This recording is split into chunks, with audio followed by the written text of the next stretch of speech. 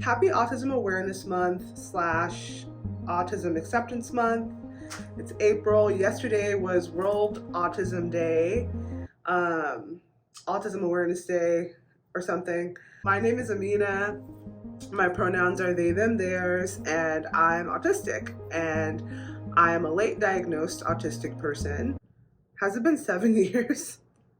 Almost, like 6 years ago. I found out about 6 years ago. When I was 35. I'm now 41. I'll be 42 this year.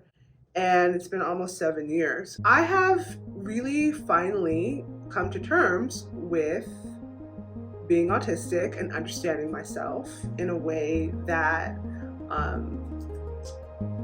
never thought I would. At first it's like all kind of shocking, and I never really had any exposure to autism. I didn't really understand it. I had no idea and no reference or anything. So it's just kind of like a mind-bending experience when you find out you're autistic at the age of 35 and you're like well into your career. At the time, I'm a professional artist and content creator and human rainbow. It's the only job that I want to do, which makes it the only job that I actually can do. And I'm learning about myself that that's actually how I work. And when I try to do things that I don't enjoy, it's too draining and I can't actually function. It just takes so much for me because there's a lot of reasons for that. But that's for another video. I don't know, I guess I could talk about that another time, but I think what I'm currently doing is reparenting myself as a 41-year-old adult, and that has a grown up ass adult problems and bills, and health conditions. And it's what I've been doing. It's the journey I started on when I found out I was autistic. I had to relearn how to exist in the world because everything I knew wasn't meant for me. I was forcing myself into what everyone expected me to do and be. Honestly, I don't, life happens, things are hard. But if I'm giving my parents the benefit of the doubt, I think had they known, they might have tried. You know better when you do better. And so much of what happens is because people don't know. So this is what I wish my parents knew about their autistic child. This is what, as an autistic adult, I wish my parents could have tried to focus on teaching me and instilling in me.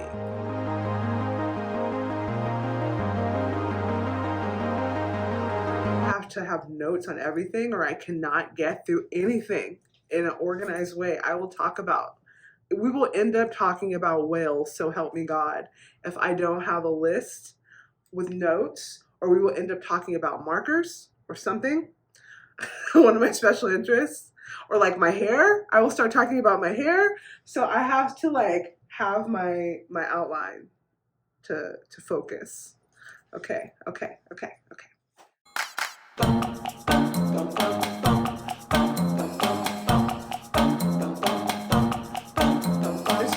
This one's huge. Teach your children how to ask for help. I think learning how to ask for help is a skill that a lot of people struggle with, whether you're neurotypical, neurodivergent, doesn't matter how your brain works. I think we are living in a society where it's very frowned upon to ask for help when you need it. It's really detrimental because I think asking for help is such an important thing. And learning how to do so is kind of mandatory for survival, where everyone needs help. Unfortunately, for me, as when I was a young autistic kid, my requests for help were oftentimes met with frustration, annoyance, or sometimes ignored, or why can't you do this yourself, or it just wasn't a positive thing. I did not learn in my young life or in any aspect of my life that asking for help was a positive thing, was a mandatory thing. I am a very independent person, um, which is a hard thing to be when you have high support needs. I will like burn up and like I will just let myself catch on fire before I ask for somebody to splash water on me, and it's really the worst thing. It's the worst thing. And I mean, it's how I've always been in my whole life. I'd rather just do it myself. You know, I have that very much of like, I'm gonna do it myself kind of attitude, and it's bad. It's how I've learned how to survive, and I'm grateful. It's been a way that I've coped with existing in this form, and having the trauma that I've had and the experiences that I've had. However, it is very toxic, and again, is one of those things that has been detrimental to my health and well-being. Learning when you are in over your head is important, and learning when to ask for help is important. I never saw my parents ask for help. Autistic people need help, you know? Like, that's built in to like the diagnosis, that's built in to, you know, to the whole circumstance of being autistic. Honestly, we all need help. Humans need help. We cannot do things on our own. You know, not everything, some things, but like not everything. And I'm like, I'm trying to like, as I say this with such intensity, I'm trying to like pound it into my own brain, because I be struggling. I really struggle. I struggle with it. Uh, if you would like to support me on Patreon, this would be a great time to talk about that. Check out my Patreon. I have a lot of cute things going on there, and you get to like kind of have access to my imaginary world, Planet Cloudland, which is really fun. Also, please visit my store and website, arainbowinyourcloud.com, where if you would like to support my art and what I do here, those are two ways that you can do that. Also, you know, subscribe and like this video. So if you would like to support, yes, I'm asking for support. I would love it, actually, if you can. And you being here watching is, you know, supportive too. I appreciate that. Make sure you interact with the video if you like it, if you like hanging out with me. But yeah, even that is weird, and I'm doing my best to even say that. Oh my gosh, like to ask people to like and subscribe is like, I have a lot of shame to let people know like that I need help, you know, and like to keep going, to keep making content, even though I am struggling. And I have been having a hard time making content because I've been just really burned out. Like I can do like one thing and then I'll lose energy. I feel like I might be recovering slowly but surely because I've been trying to take really good care of myself, but all of that takes time.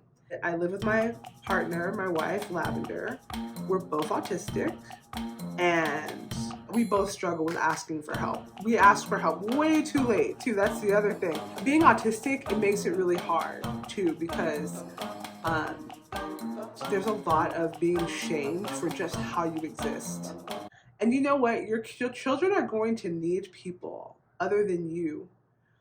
And you know, however you frame asking for help and asking for support will follow them with whoever. So that's what I'll say about that.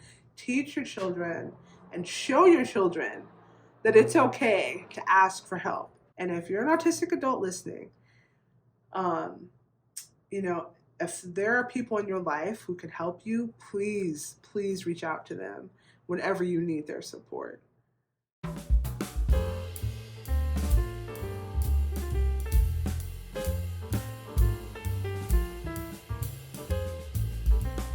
So I would say number 2, the next thing is encourage your children in what they want to do. Encourage your autistic kid in what they enjoy.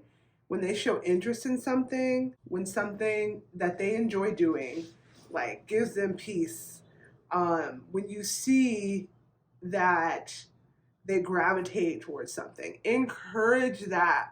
Please encourage their special interests, encourage their hobbies, encourage what they enjoy, because those may be the very thing that could save their life as an adult. Speaking from experience here, and I will say that is one thing that my parents got right. They, got me to play instruments when I was a kid, which was really good for me. I love music so much, of all kinds, big special interests. They encouraged me to draw and be creative and write. And I use all of those things in my career every day. It's the reason why I have a career, because it's something. Do you hear that? It's so loud. Okay. Basically, encourage your children in their special interests, even if it annoys you, even if you're tired of hearing about it. It's more than just a hobby. It is everything. And I think that honestly could extend to a lot of people, to everyone, to anyone. To find the thing that lights you up. For me, that's color, making art, being creative, writing, music. Now I've learned late in life how connected I've always felt to like the natural world. I didn't really have enough exposure to that as a kid.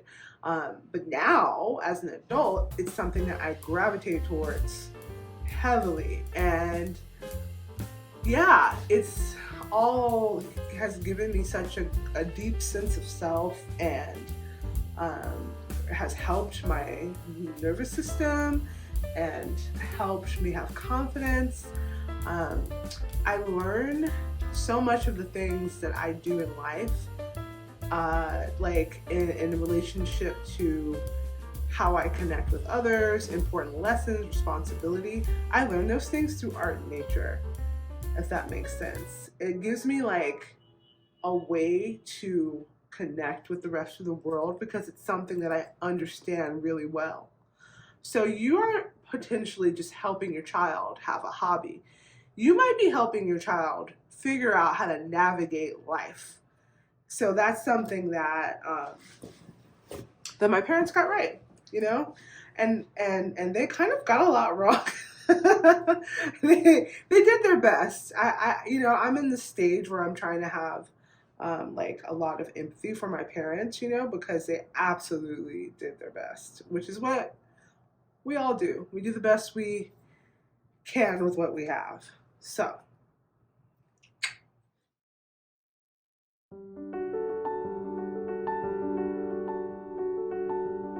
encourage your children to express themselves and encourage them to express their needs.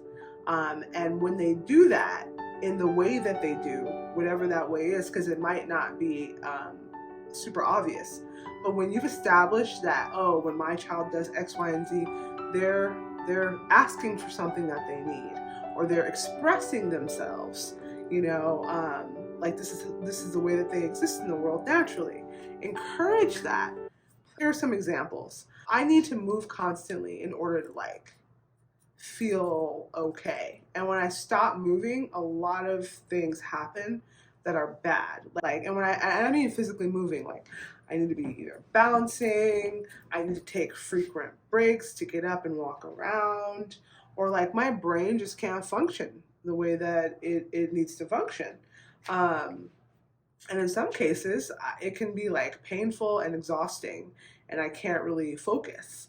So that is something that I struggled with a lot as a child. There was not a lot of encouragement in doing whatever felt natural in my body. And I think that's something I struggle with now, because I had to learn that. I had to learn how to listen to my body. And when you encourage your child to listen to themselves, and when you you listen to them and help them take care of their needs, it allows them to learn how to do that. But if you discourage it, they'll start to not listen to themselves. And that is a thing. You have to be able to learn how to listen to your body listen to your cues, listen to what you need. And that is something that I think a lot of autistic people struggle with. And I think it's something that we'll always struggle with. I think I'll just struggle with it no matter what. But I think if my parents understood that I couldn't conform to them, that they needed to more conform to me and their style of parenting, if they understood that, I think that I would have less trouble than I do. I was much better at listening to myself when I was a child, and I was more free, and I asked for what I needed, and that was discouraged a lot by basically every adult in my life. I think my father was also neurodivergent. We'll get to that later. But I think like in my growing up, my mom kind of didn't understand me and was more like pushed on me, like how she wanted me to exist in the world. Like she had this idea of who I was. I was assigned female at birth. And, you know, she wanted me to fit into this very specific role of what she thought I should be. As a child and as a teenager and in my 20s, I was very much focused on trying to live up to what other people wanted for me and what I thought I should be, including what my mom thought I should be. And that almost ended me. It was very detrimental to my entire well-being because, of course, I wasn't listening to myself. I wasn't listening to my own needs and what I needed from life and how I needed to exist as a person. And the point here is, I think had I been encouraged to listen to what I needed and wanted as a person and you know, have that be rewarded by being given support when I expressed those needs, I think that would have really made a big difference, and I would have wasted a lot less time in life. Looking back. Now that I'm here at this age, I still struggle. Because my default is to go back to trying to live up to expectations of others and neurotypical societal norms. And a lot of that was, you know, first given to me by my mother. So listen to your autistic kids, and autistics, listen to yourself. You know, just listen to yourself. Your body will tell you what you need, but it's really hard to hear it if you've been trained to ignore it and force yourself to do other things. It can be detrimental, and it has caused me a lot of burnouts. a lot. I chuckle maybe because I'm uncomfortable and I'm kind of silly. I don't know. Anyway, let's move on.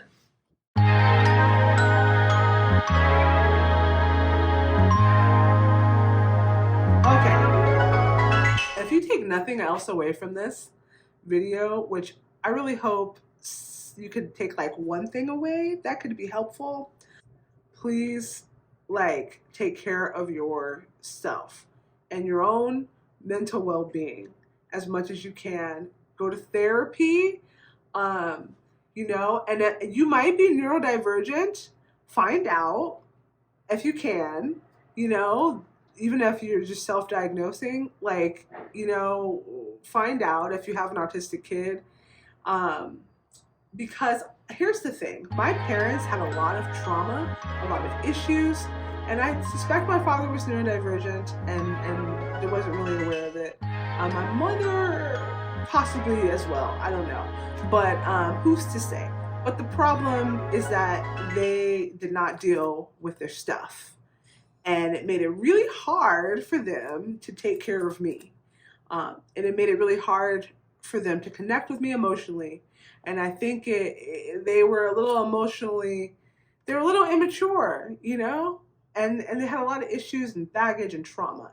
And unfortunately, the way it works is that you just pass that stuff on. It's really hard not to, whether you realize it or not. It's like awareness is the only way. It's the only way. So being aware of what is going on with you is a really valuable thing for your children, because if you're not okay, it's very hard for you to teach your children how to be okay, you know, whether they're autistic or not, whether they're neurodivergent or not. It's like that is important. I am so grateful to have learned that I was autistic. I would not change myself. I love myself. I accept myself, even when I hate myself, even when I'm getting on my own nerves. Ultimately, I am learning to build like unconditional love for myself, and it's something that I wish for everyone. I think that we're all doing our best, and being an earthling is a blessing. Whatever form you show up in, just try to have empathy and remember that everyone's just doing their best. Okay. Thank you and good night.